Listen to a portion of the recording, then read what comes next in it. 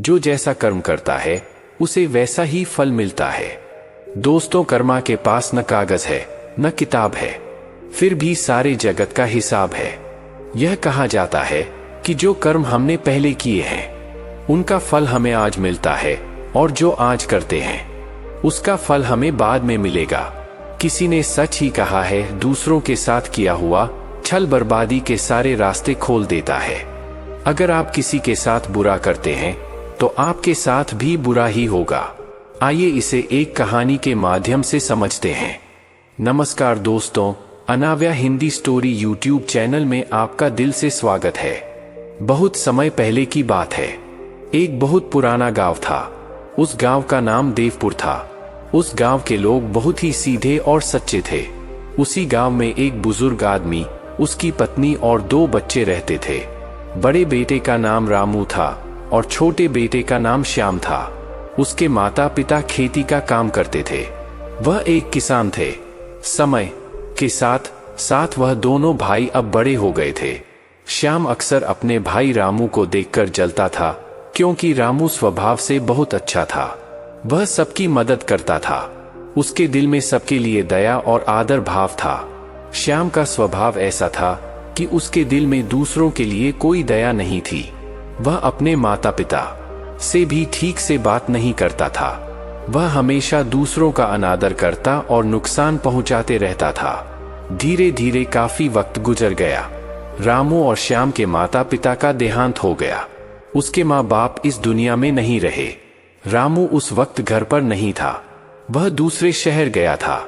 जैसे ही उसको इस बात का पता लगा, वह सब काम छोड़कर दौड़ता हुआ अपने घर पहुंचा। रामू को विश्वास नहीं हो रहा था कि उसके माता पिता अब इस दुनिया में नहीं रहे। रामू और श्याम ने उनका अंतिम संस्कार किया। वह बहुत दुखी था। वह उनसे बहुत प्रेम करता था। उसने गांव वालों को भोजन के लिए आमंत्रित किया और ब्राह्मणों को दान दक्षिणा देकर विदा किया। अब रामू और श्याम दोनों अकेले रहते थे। धीरे धीरे वक्त गुजरता गया। वह हर साल अपने माता पिता की बरसी पर ब्राह्मणों को भोजन कराता और दान देता। ये सब चीजें श्याम को पसंद नहीं आती थीं। वह रामू से बहुत ईर्ष्या करता था और वह रामू से जलते रहता था। उस राज्य का राजा बहुत अच्छा था। वह राजा सबकी मदद भी किया करता था। इसलिए एक बार अपने माता पिता की बरसी पर रामू ने अपने राज्य के राजा को आदर सत्कार के साथ अपने घर बुलाया और राजा के सामने ब्राह्मणों और उसके सगे संबंधियों को खाना खिलाया। ब्राह्मणों को दान भी दिया ताकि उसके माता पिता स्वर्ग में अच्छे से खुश रह सकें। श्याम वहां खड़ा था। राजा भोजन करने के बाद श्याम के पास गए। श्याम ने राजा को प्रणाम किया।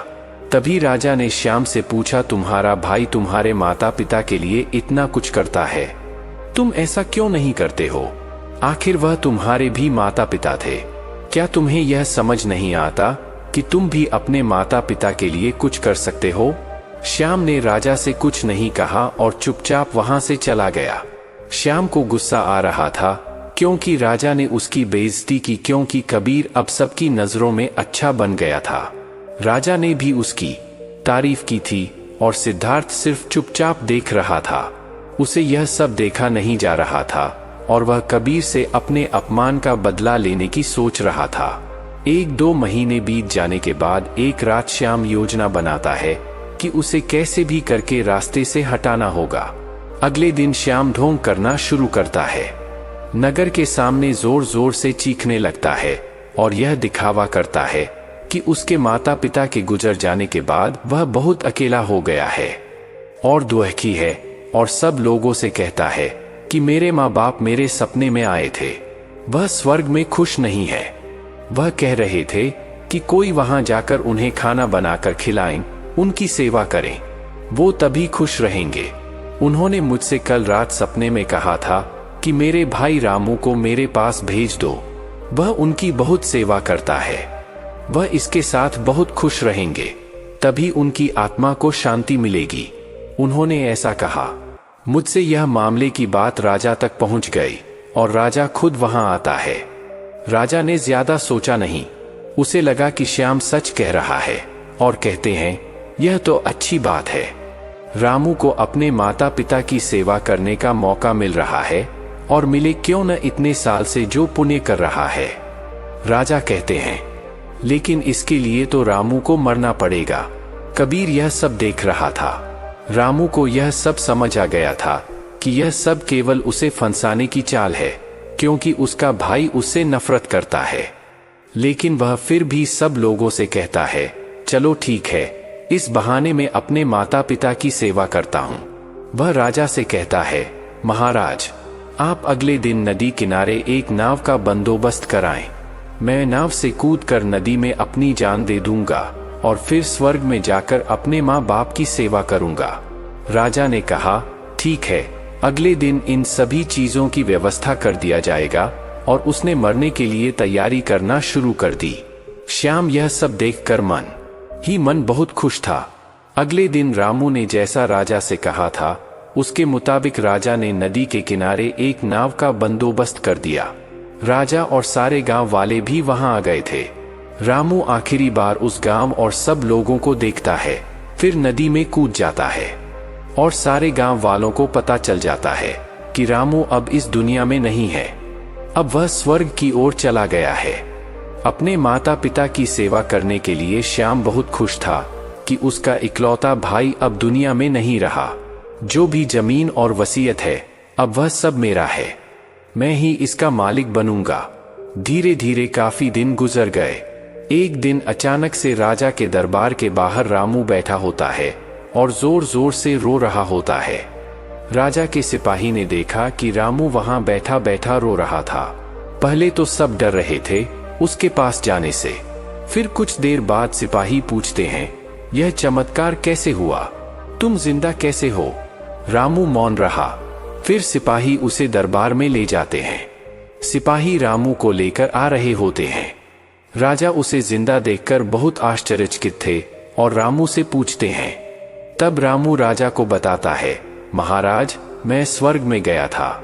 मैंने देखा मेरे माँ बाप अभी भी खुश नहीं हैं। वो मेरे पर गुस्सा हो रहे थे और कह रहे थे, तुम्हें तो खाना बनाना भी नहीं आता। तुम तो हमारी सेवा भी ठीक से नहीं कर रहे हो।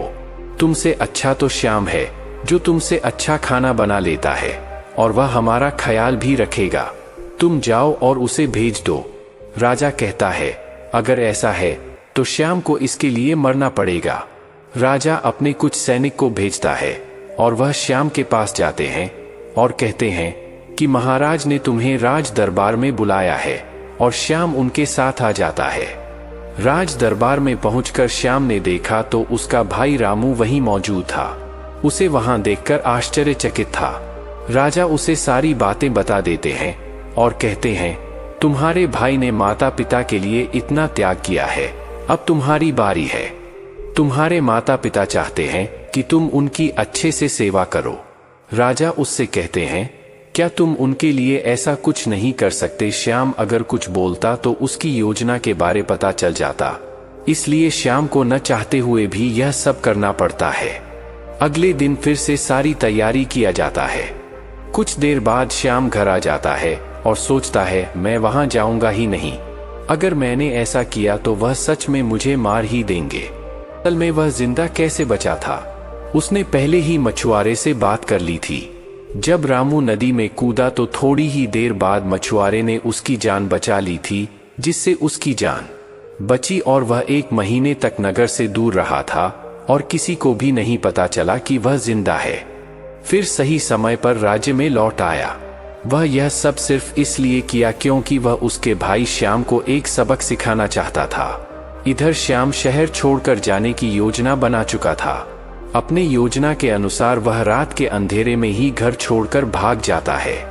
वह घर छोड़कर कुछ दूर गया ही था कि तभी राजा के कुछ सैनिकों की नजर उस पर पड़ती है और उसे रोकने का प्रयत्न करते हैं। श्याम और सैनिकों के बीच हाथापाई और लड़ाई शुरू हो जाती है। श्याम को सैनिकों ने पकड़ रखा था। श्याम गुस्से में आकर एक सैनिक के सिर पर एक लकड़ी से मारता है। सिर पर चोट लगने से उसकी वहीं पर मौत हो जाती है। रामू ने जो सारी बात राजा को बताई थी वह श्याम को माफ करने वाले ही थे, लेकिन जैसे ही राजा को यह बात मालूम पड़ती है कि श्याम गांव से भाग रहा था और उसने एक सैनिक की हत्या कर दी है, यह सारी बातें जब राजा को पता चलती है वह अब श्याम पर और गुस्सा हो जाते हैं और राजा क्रोध में आकर उसे मृत्युदंड का आदेश देते हैं। अगली सुबह उसे नाव से धक्का देकर मारने का आदेश जारी कर दिया जाता है। उसको उस आखिरी समय पर अपनी गलती का एहसास होता है कि जिंदगी के अंतिम वक्त में भी उसने लोगों का बुरा ही किया। वह रो रहा था। उसे भी अपने जीवन के आखिरी पलों में गलती का एहसास होता है। पर वो कहावत तो आपने सुनी होगी, अब पछताने से क्या होगा। जब चिड़िया चुग गई खेत से, और पछतावे के साथ उसे अपनी जान से हाथ धोना पड़ता है। दोस्तों, कर्मों का फल ऐसा ही होता है, जैसी करनी वैसी भरनी। बुरे इंसान को आखिरी वक्त तक सही और गलत की पहचान नहीं होती। जिंदगी ऐसे ही नहीं चलती। जिंदगी समझने की चीज है, जिसे हर व्यक्ति को समझनी चाहिए। मनुष्य के द्वारा किए जाने वाले सभी कर्म उसके विचारों से बनते हैं। हमारी सकारात्मक या नकारात्मक सोच विचारों को जन्म देती है और वही विचार कर्म बनाते हैं। इस तरह सोच सकारात्मक होने पर ही अच्छे कर्मों का निर्माण हो सकता है। अगर हमें किसी के साथ बुरा करते हैं तो हमारे साथ भी जरूर बुरा होगा। जब आप दूसरों के लिए अच्छा करते हो तो बदले में हमारे साथ भी अच्छा होता है। यह भी हो सकता है उस वक्त हमारे साथ कुछ बुरा न भी हो, लेकिन कभी न कभी इसका हर्जाना हमें भुगतना ही पड़ता है। इसलिए हमें किसी के साथ बुरा करने का कोई अधिकार नहीं है, क्योंकि कर्मों का फल कभी न कभी मिलता जरूर है। दोस्तों, आपने आज के इस वीडियो से क्या सीखा वह मुझे आप कमेंट में बता सकते हैं। इसी के साथ हमें उम्मीद है कि आपको आज की वीडियो पसंद आई होगी, तो इस वीडियो को उस इंसान को शेयर करें जिससे यह कहानी सुनने की जरूरत है, और उसी के ठीक बाद चैनल को सब्सक्राइब करें। वीडियो को लाइक और शेयर अवश्य करें। तो चलिए फिर मिलते हैं इसी ही एक और नई वीडियो में, एक नए मैसेज के साथ। तब तक के लिए अपना ख्याल रखें। धन्यवाद और नमो बुद्धाय।